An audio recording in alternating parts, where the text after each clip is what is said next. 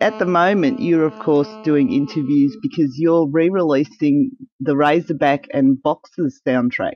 Which is quite exciting on a couple of levels. First of all, they come from a similar period, I guess, which is Razorback was written in 1983, which is a long time ago, but it was the very first project that I did using an extraordinary piece of technology called the Fairlight. It's my firm belief that this piece of technology, apart from the technology of recording itself, has had the most universal influence on music making of any piece of technology, and it was the very first sampler. And the great little-known fact about that is it was, in fact, an Australian invention. It was invented in the Sydney suburb of Fairlight and was nicknamed the Fairlight. In 1982, when I was one of the first few people in the world to invest in this technology, it cost me $32,000, which was an extraordinary amount of money. You could buy a house for $32,000 in 1981 or 2. And Razorback was predominantly derived with this piece of technology, and I'd probably venture that it may well be the first film soundtrack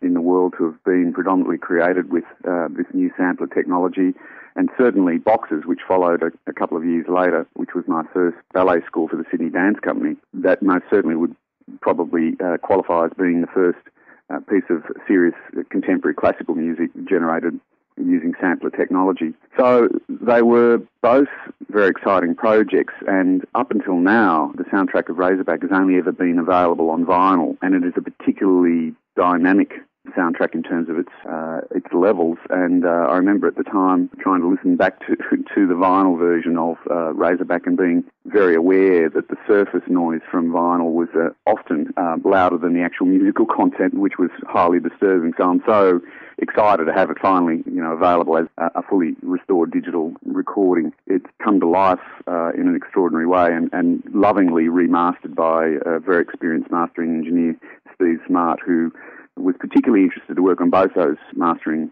sessions because of the historic value of the Fairlight's involvement in those particular two soundtracks. Can I ask where the Fairlight is now, the original one you bought? Well, it was a while before other companies jumped on the idea of this technology, but eventually they did. By the late 80s, there were various technology companies generating much cheaper versions of the Fairlight, and very effective ones too. And at that point, I decided to retire my Fairlight. I had it fully restored, and I donated it to the Southern Cross University in New South Wales, where it still resides in perfect operational manner. And in fact, a peculiar thing has happened because there has been a whole resurgence of interest in this technology, so much so that the company, which still exists, last year actually remanufactured 100 of the original Series 2 Fairlights with exactly the same design from 1981 or 2, and they're highly prized machines. Yeah. And so also with the Boxes, that was a ballet for the Sydney Dance Company, and in the first season you were actually on the stage. Were you playing music on the stage while the performers were dancing? That's right. It was a collaboration between us. When I say us, I wrote it with our lead guitarist, Bob Kreshmer, and Graham Murphy, who, of course, was the artistic director of the Sydney Dance Company. And there was only ever one season of Boxes at the Sydney Opera House. It was probably the most successful season the Sydney Dance Company ever had. And it was groundbreaking in a number of ways. But the set itself, which was, if you can imagine, like a great big scaffolding box, but it was built of timber and it weighed 20 tonnes. And this was in the centre of the stage of the Opera House, but it was specifically designed around a design feature of that particular stage, which unfortunately has been removed since then, which was a thing called a revolve. And so there was a great big circle at the centre of the stage, which had a whole set of hydraulics attached to it, which meant that right at the climax of the opera, this entire 20-ton set started to revolve. And of course, you're right, we were performing on stage in amongst that set. And I remember looking out every night at that moment when this 20-ton started moving and seeing every jaw in the Opera House Theatre dragging on the floor. People were absolutely gobsmacked that such a massive structure could suddenly start turning in front of their very eyes. But as a result of the fact that it was so specifically designed around the Opera House stage, it couldn't be staged anywhere else in the world. So we always knew that it was going to be a one-off season. Yeah. Well, you also, in 2011, you re-released the Flowers album for the 30th anniversary. We did.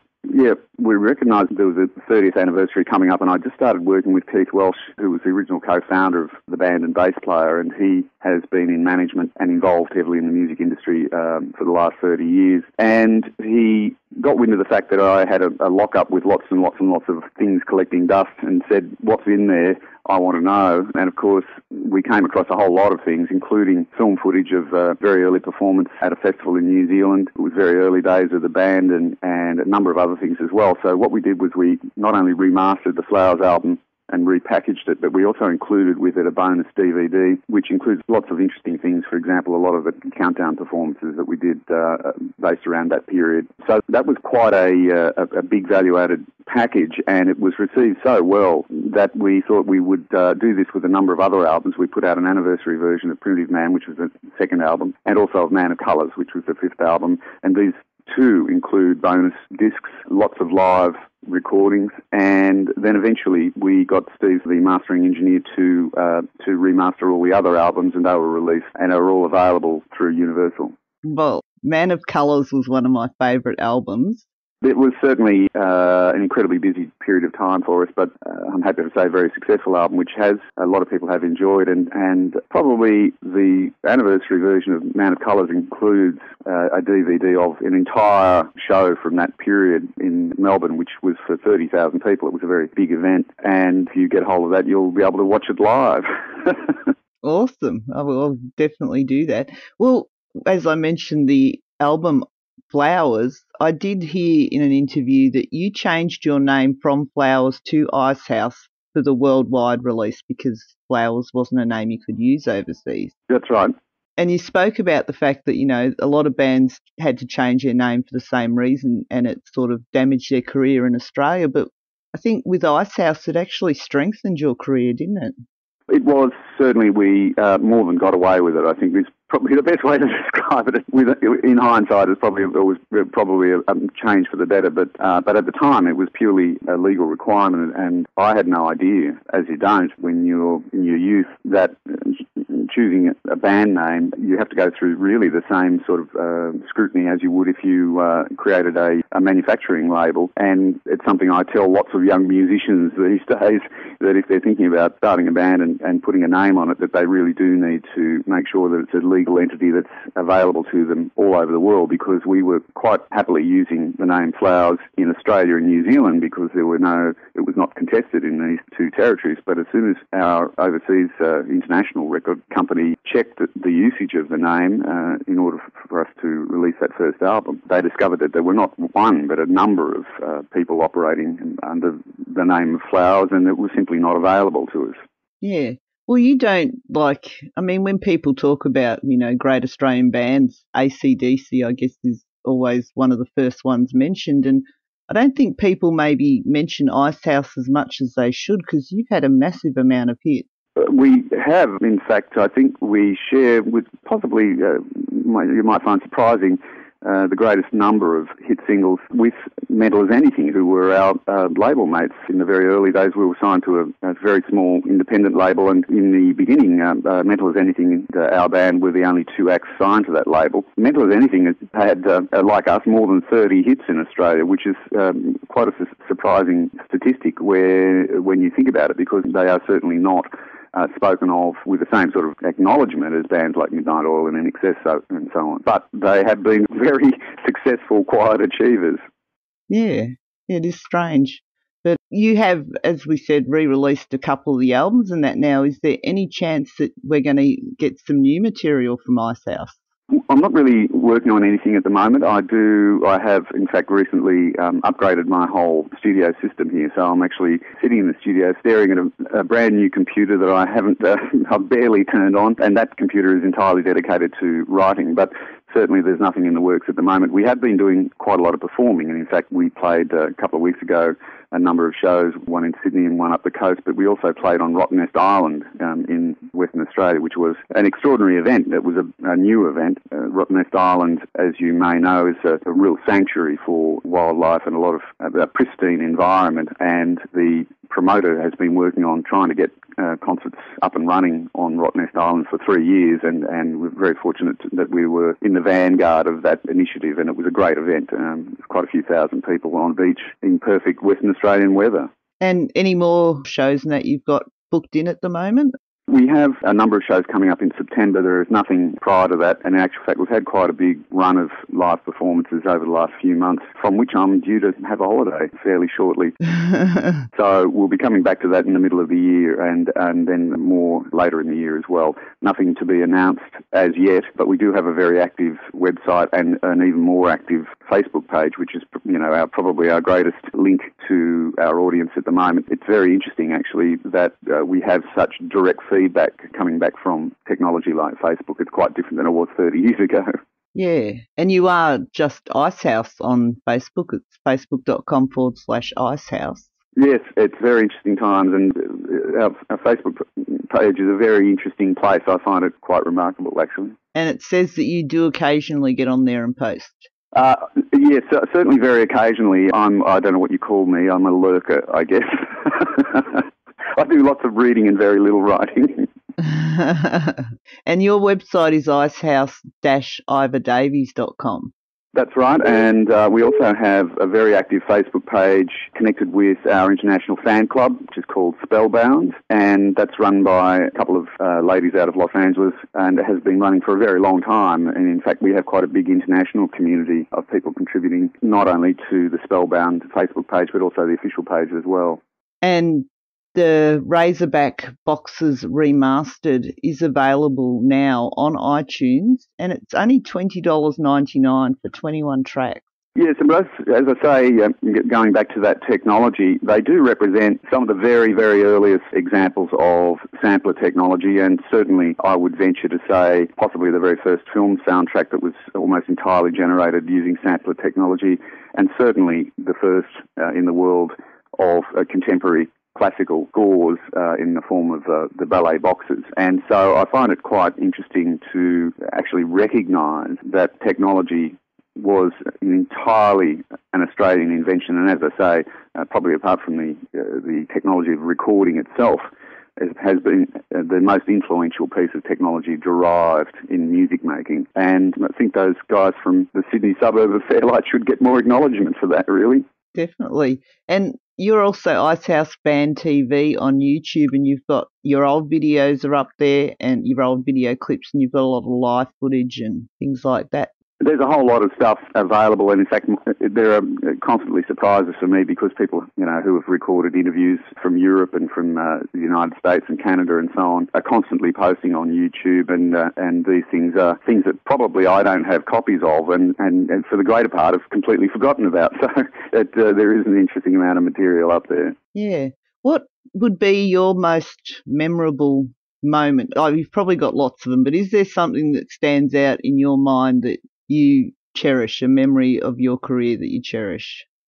Oh, look, I have had loads of those kinds of golden moments. I remember, for example, the moment where I was on the stage of Madison Square Garden and actually sort of physically and mentally stopped myself just for one brief second. It felt like, in the recognition that I was standing on the stage at Madison Square Garden, which was quite a moment. But there were lots of moments like that. Standing next to Brian Eno in Air Studios in London, singing backing vocals with him on one of our recordings was another magic moment. And I think the moment where we were playing to a big outdoor festival crowd in Germany of 20 or 30,000 people, and my bass player tapped me on the shoulder as we were playing Great Southern Land and said, "Don't look now, but Dave's over there." And there was David Bowie on the side of the stage singing Great Southern Land along with the band. That was pretty magical as well. Yeah, definitely. That's what I was going to ask you. Are we going to see Dove House again? Well, Dove House was a particularly mad idea that I had last year, which resulted in two little tiny shows, sort of our Christmas parties, I guess they were. One at little club in Melbourne called the Esplanade Hotel and one at a club in Sydney called the Arts Factory. And we expanded the band. We got a whole lot of friends of our guys from Melbourne. Half the band live in Melbourne, half the band live in Sydney. So the Melbourne guys got a whole bunch of their friends who were brass players. We expanded the band to an 8-piece band, and we completely reinvented our set as reggae versions. And it was great fun. It was a very interesting exercise to actually strip the songs back entirely to their absolute bones and then reinterpret them completely in a different genre. And I know the band had great fun. There was quite a lot of rehearsal involved because, of course, we were doing completely different versions of all of these songs. The songs that you know were almost unrecognisable in terms of their arrangements. But we did record the Sydney show and made that available as an album called Dub House Live. We renamed ourselves for the night. And I can recommend it to people because one of the reasons behind putting this together was that I can never listen to reggae without wanting to dance and smile. It's just very happy music. And so these particular versions of our songs, I think, are a very good entertainment value. And you had your son play in Sydney with you. What does he play? My son is a very good guitarist, and the problem that I struck in Sydney was that I wanted both my children to see this show because we knew it would be almost a one-off sort of event. My daughter could get into this club because she's 20, but it's a licensed club, and my son is only 17. And I asked the manager of the club whether I could get him in so that he could see the concert, and he said, no, I'm sorry, you can't. And so I said to him, what about if he's in the band? And he said, yep, he can get in then. And so under very strict conditions, I said to my son, okay, here's a recording of one of the songs that we recorded during rehearsal. Go off and learn that. And by the way, you've got to play the guitar solo. So my poor son got into the club okay, but he was literally pushed onto the stage to play this song with no rehearsal, no sound check, and none of his own equipment. He was playing one of my guitars and a borrowed amplifier, and he did a fantastic job. I'm aware that I've overrun my time with you, but can I ask you quickly about the movies? Because you did do Razorback, and you also worked on Master and Commander with Peter Weir. Is there any other film scores you've done? The only other thing I did follow Master Commander, and it was the biggest budget telemovie ever produced in Australia. In fact, it was a joint venture between Britain and Australia, and it was a 2-part telemovie called The Incredible Journey of Mary Bryant, which is based on the true story of a female convict in the First Fleet who remarkably escaped on probably one of the most ambitious naval adventures, I guess, seafaring adventures ever undertaken. And she and a group of other convicts stole the governor's longboat, which was only about 19 feet long, and managed to get it all the way to Timor, which was extraordinary. So I haven't really done a great deal more in terms of film score writing because apart from anything else, there are very, very, very talented and capable film score writers in Australia who had a lot more experience than me, and I'm quite happy to see them getting the work in their area because they are dedicated film score writers, whereas most of my career, of course, I've been a songwriter. But you are also a multi-instrumentalist and you have done film scores. You're a very talented person in a lot of diverse areas. Do you actually do you paint or do any other sort of artistic pursuit? No, I'm afraid I don't. I grew up with painting. My mother was a very, very highly regarded painter and always said to me, you can draw, but I've never pursued any of that, and I probably won't, to be honest with you. It's not something that's on my radar. Maybe when you're in the retirement home in another 40 or 50 years. Indeed, it's always a possibility. Yeah. Thank you very much. And I will say again, you are facebook.com/Icehouse and icehouse-ivadavies.com. Excellent. And the Razorback and Boxes release can be found on your iTunes page along with all your other releases as well, which there are a lot. And they're also available on CD, if you're a bit old school like me, through Universal.